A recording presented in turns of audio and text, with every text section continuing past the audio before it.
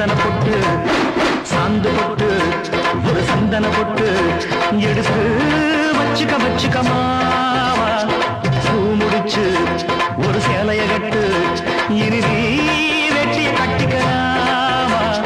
பொம்புடுத்தா சொல்லி அடிப்பேன் தள்ளி காளையை போல் துள்ளி குதிப்பேன் ஒரு பம்பரமா சுத்தி அடிப்பேன் உங்க பாட்டனுக்கும் கத்து கொடு